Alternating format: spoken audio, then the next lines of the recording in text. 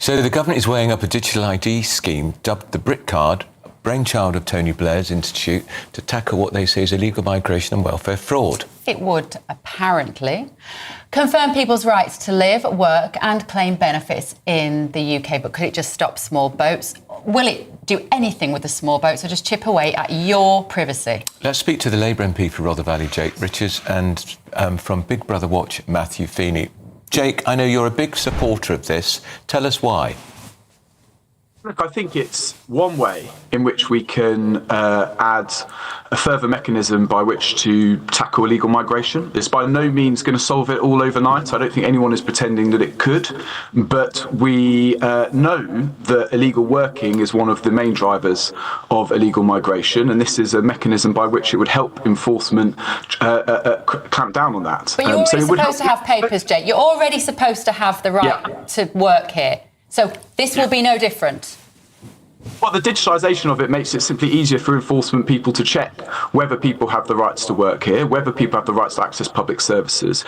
And a lot of your viewers and my constituents and myself, one of the big concerns about illegal migration is the fact that people come over here, don't have the right to access services and are doing so. So anything in my mind that would help the authorities clamp down on that is a good thing. At what cost to the free, law-abiding individual in this country?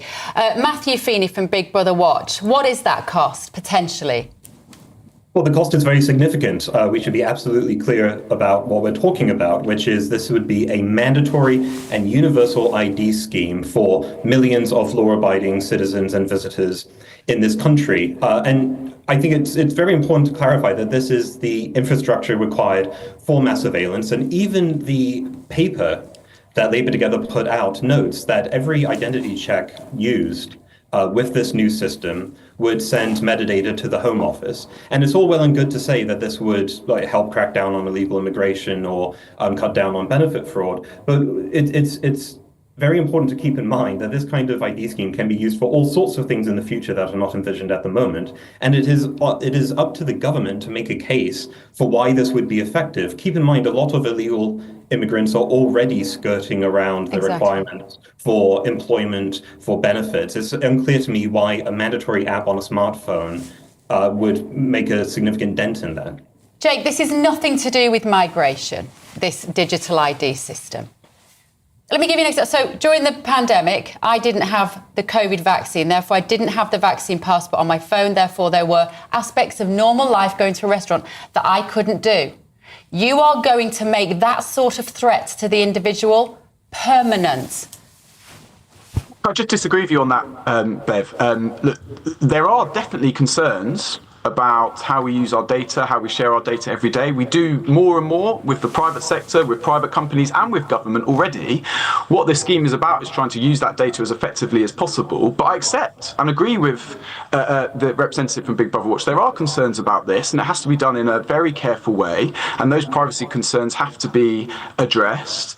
And I'm not calling for this to happen overnight. I'm not calling it for it to be mandatory. I know that others are. I'm not. I think that we have to do this very carefully indeed. And I accept a lot of the worries that you've put forward. But ultimately, I think your viewers and the British public want government to be as effective and efficient as possible. And we know that this technology can help that because it's happening across the world. And in Estonia, for example, perhaps the world leader in this area, actually their data privacy and data control issues are addressed by this because the citizen themselves has overall control about what data they share, how it's accessed and how it's used via a single point. At the moment, we have over 200 means of engaging with the public sector and government, different logins, different papers, an NI number, a health number. This is a way of simplifying it, which I think can actually help address privacy concerns rather than hinder it. Let's change that word simplify to centralise, Matthew, because that means the government having access at a push of a button to all your personal data. It will be the state, the information that, as we've just heard there from Jake, it will be HMRC, tied to the NHS, tied to your driving status, your health status. It is the stuff of nightmares. And anything pushed through under the auspices of convenience, we need to be really, really vigilant about, don't we? Yes, I think so. And it's important to keep in mind that those who are supporting this sort of scheme have a difficult balancing act, which is in order to be more effective, it's going to have to gather more data. So it's fine for the government to push for this efficiency argument. But number one, I'm not very convinced that the government has a very good track record of being very efficient with new technologies. Public sector productivity has been flat for basically over a decade at this point.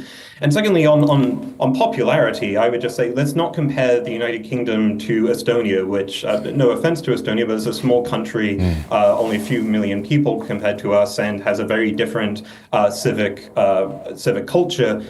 We don't in this country give up civil liberties because of opinion polls or surges in popular opinion. We wouldn't treat our right to jury trial like this, or our right to vote like this, or freedom of speech like this. That this might be popular among some segments of the population is no reason to embrace it full-heartedly. I accept that the people are frustrated with the government. Anyone who's tried to get a GP appointment, or tried to get a driver's license, or tried to get their children into the right sort of school for them, or tried to claim benefits, understands government is not as efficient as we want it to be. But this is a grossly disproportionate response to that real problem. Can I ask Jake, how does this stop thousands of people crossing the channel illegally? As I said in my first answer to the question, this isn't going to solve the small boat crisis by itself at all. It's simply another tool by which to tackle illegal working and to track people who come to our country. So it would do nothing to stop the migrants crossing the channel at all? No, I think it would play a big role in helping increasing deportations of people who shouldn't be here, because we would have a better mechanism by which to track people who do arrive in this country. At the moment, deportations are up significantly under this government. That's a good thing. There's a lot more work to do in it, and I think this again is just another tool by which it would help border enforcement. How do you feel about privacy, Jake? Yeah, well, as I said, Bev, I think it's really important that we get this right. But let's not pretend for a moment, as you've accepted in your question, that we're not sharing data and information about ourselves with the government and companies more and more every single day. And I think there's a real danger that if the government doesn't use that effectively, with people's consent, with their permission... OK, let me just one last question, Jake. One last question. Nigel Farage is the... Hang on. Nigel Farage is the Prime Minister at the next election.